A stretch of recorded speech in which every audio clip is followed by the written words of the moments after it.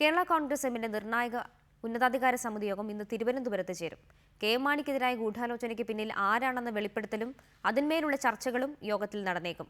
Party കടുത്ത നിലപാടിലേക്ക് നീങ്ങണോ എന്ന കാര്യത്തിലും യോഗം തീരുമാനമെടുക്കും.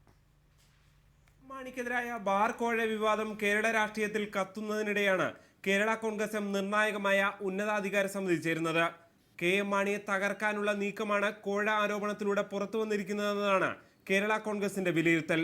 ബിജു രമേശിന്റെ ആരോപണത്തിന് പിന്നിൽ നടന്ന ഗൂഢാലോചനയെക്കുറിച്ച് പാർട്ടി നടത്തിയ അന്വേഷണത്തിന്റെ റിപ്പോർട്ട് ഇന്നത്തെ യോഗത്തിൽ സമർപ്പിച്ചേക്കും. ഗൂഢാലോചനയ്ക്ക് പിന്നിൽ ആരെന്ന കാര്യവും റിപ്പോർട്ടിൽ ഉണ്ടെന്നാണ് സൂചന.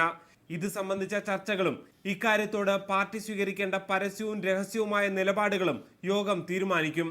ഇതിനുശേഷം കെ എം മാണി തന്നെ മാധ്യമങ്ങളെ കാണും. അതേസമയം മാണിക്കെതിരായി ഗൂഢാലോചന നടന്ന സാഹചര്യത്തിൽ പാർട്ടി കടുത്ത നിലപാട് തന്നെ സ്വീകരിക്കണമെന്ന് ഒരു വിഭാഗം നേതാക്കൾ വ്യക്തമാക്കുന്നു. മാണിയുടെ രാഷ്ട്രീയ സംശുദ്ധി തെളിയിക്കാൻ ഏതറ്റം വരെയും പോകണമെന്നും ഇവർ ചൂണ്ടിക്കാട്ടുന്നു. എന്നാൽ നാളെ നടക്കുന്ന ബാർ അസോസിയേഷൻ യോഗത്തിന് ശേഷം മതി കടുത്ത നിലപാട് എന്നതാണ് മറുവിഭാഗത്തിന്റെ അഭിപ്രായം. ഏതായാലും ഇന്നത്തെ യോഗം കേരള രാഷ്ട്രീയത്തിൽ ഏതെങ്കിലും തരത്തിൽ മാറ്റം സൃഷ്ടിക്കുമോ എന്നതാണ് രാഷ്ട്രീയ നിരീക്ഷകർ ഉറ്റുനോക്കുന്നത്. റിപ്പോർട്ടർ, തിരുവനന്തപുരം.